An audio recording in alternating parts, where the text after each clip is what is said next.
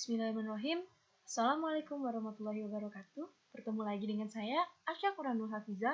Nah, di sini kita akan mempelajari materi baru nih kali ini. Penasaran nggak materinya apa? Kalau penasaran, kita langsung lihat aja yuk materinya. Check it out. Nah, sebelum kita mempelajarinya, kita harus mengetahui dulu nih kompetensi dasarnya. Kompetensi dasarnya adalah menganalisis hubungan antar komponen ekosistem dan jaring-jaring makanan di sekitar lingkungan. Tujuan pembelajarannya, setelah mempelajari tentang ekosistem ini, diharapkan siswa mampu menggolongkan hewan berdasarkan jenis makanannya secara benar. Ekosistem. Menurut kalian, apa sih ekosistem itu? Nah, sebelum mengetahui apa itu ekosistem, ada baiknya jika kita mempelajari dulu materi berikut. Nah, sebelumnya, coba deh perhatikan, ini gambar apa? Ya, benar, ini adalah lingkungan. Nah, semua makhluk hidup itu memerlukan lingkungan untuk memenuhi kebutuhannya. Lingkungan sendiri adalah segala sesuatu yang berada di sekitar makhluk hidup. Sebuah lingkungan terdiri atas bagian yang hidup atau biotik dan bagian tak hidup atau abiotik. Bagian yang hidup atau biotik di sebuah lingkungan terdiri atas tumbuhan, hewan, dan makhluk hidup lainnya. Sedangkan bagian lingkungan yang tak hidup atau biasa disebut abiotik terdiri atas cahaya matahari, air, udara, dan tanah. Nah, cahaya matahari sendiri dapat menghangatkan udara, air, dan tanah agar mencapai suhu tertentu sesuai dengan kebutuhan hidup makhluk hidup, biar nggak terlalu panas dan terlalu dingin. Kemudian, cahaya matahari sendiri juga membantu tumbuhan loh dalam proses pembuatan makanan. Nah, seperti yang kalian ketahui, ada proses yang disebut dengan fotosintesis. Nah, fotosintesis ini membutuhkan bagian abiotik berupa cahaya matahari dan air.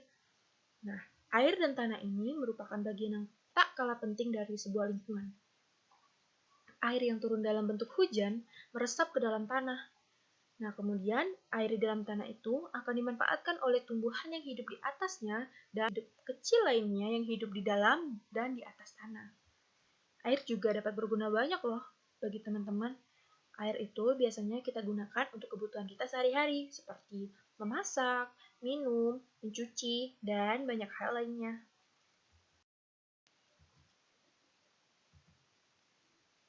Bagian hidup dan tak hidup dari sebuah lingkungan saling berinteraksi dan saling bergantung satu sama lain.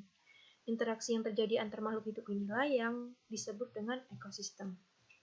Ekosistem tersusun atas individu, populasi, dan komunitas.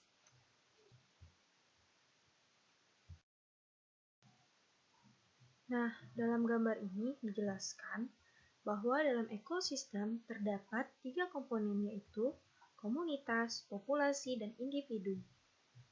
Nah, individu merupakan makhluk hidup tunggal.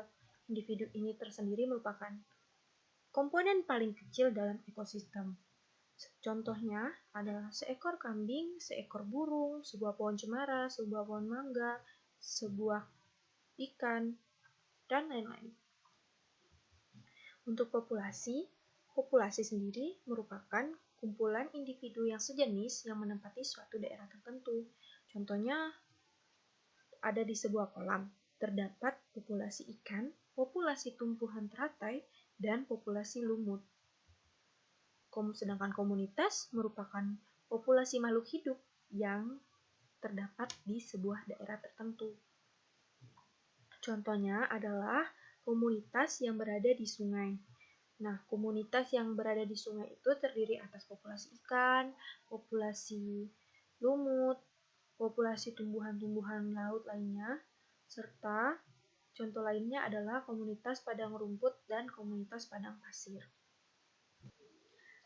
Nah, dari pembahasan kita tadi, kita udah nemuin beberapa kata kunci nih untuk menjelaskan apa itu ekosistem. Ada biotik, abiotik, lingkungan, interaksi, individu, populasi, dan komunitas. Jadi, ekosistem adalah interaksi antar makhluk hidup, biotik, dan benda-benda tak hidup, abiotik pada sebuah lingkungan. Bagian hidup dan tak hidup pada suatu lingkungan ini saling berinteraksi dan saling bergantung satu sama lain. Ekosistem tersusun atas individu, populasi, dan komunitas. Nah, berikutnya adalah jenis makanan hewan. Jenis makanan hewan ini dikelompokkan menjadi 2, yaitu makanan berupa tumbuhan dan makanan berupa hewan lain. Hewan yang memakan tumbuhan biasanya memilih beberapa bagian tumbuhan saja. Ada hewan yang memilih memakan daunnya saja, ada pula yang memilih hanya memakan batang, buah, dan biji tumbuhan saja. Tetapi, untuk beberapa hewan, ada juga yang memakan lebih dari satu bagian tumbuhan.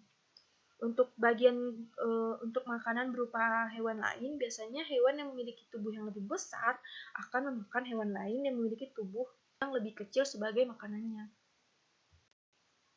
Nah, hewan yang memakan bagian tumbuhan, bagian daun. Untuk pemakan daun, biasanya ada ulat, rusa, zebra, dan jerapah.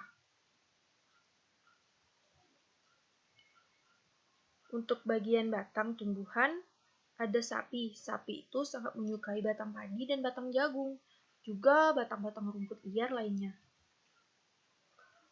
Untuk pemakan buah, itu biasanya ada belatung. Burung juga menyukai bagian buah ini. Nah, biasanya seringkali kita temui banyak bagian buah yang didiamkan di pohon terdapat bolong atau bekas gigitan. Nah, biasanya itu bekas gigitan atau bolong itu berasal dari belatung dan burung. Pemakan biji-bijian berikutnya adalah tupai dan beberapa burung. Untuk tupai itu menyukai biji kenari. Dan burung biasanya menyukai biji-bijian. Contohnya adalah burung pipit. Burung pipit itu menyukai biji padi. Itulah mengapa burung pipit menjadi musuh petani karena menjadi hama bagi tanaman padi mereka. Makanan hewan berupa hewan lain. Seperti yang sering kali kita temui adalah kucing. Kucing menjadikan ikan sebagai makanannya. Kucing juga menjadikan tikus sebagai makanannya. Selanjutnya ada katak. Katak menyukai serangga-serangga kecil lainnya seperti lalat, nyamuk, atau lalang. Selain katak yang memakan serangga yang lain, ada juga cicak dan bunglon. Nah, itu tadi materi tentang ekosistem serta jenis-jenis makanan hewan. Terima kasih telah menyaksikan video ini. Jangan lupa untuk mengunjungi link exercise di Google Form ya. Thank you so much. Wassalamualaikum warahmatullahi wabarakatuh.